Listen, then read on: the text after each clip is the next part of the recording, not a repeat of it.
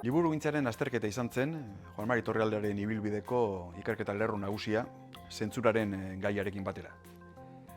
70ko hamarkadan heldu zion eta hasieratik ikuspegi soziologikoa eman zion bere ikerketari. Alegia, lan hipotesi nagusia zen, liburugintzaren azterketak gizarteari eta kulturari buruzko informazioa eman diezagukela. Aztertu zuen lehen urtea, 1976 izan zen, idea bat egin dezagun 95 liburu argitaratu ziren 1976an, eta ordutik 2017 arte urtero argitaratu zuen Jakin aldizkarian, bai azterketa eta baita liburuen katalogoa edo zerrenda ere. 2017an dagoeneko 2200 liburutik gora izan ziren.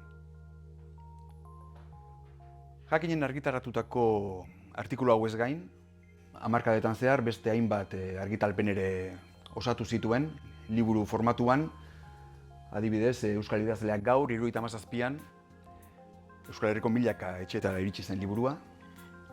20 urte beranduago, Euskal Kultura gaur liburuaren mundua.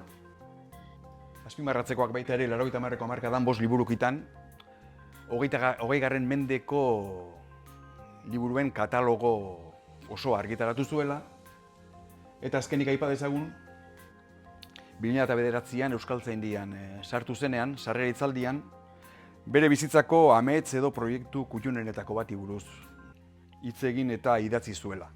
Hain zuzen, Liburutegi Nazionalaren proiektuari buruz.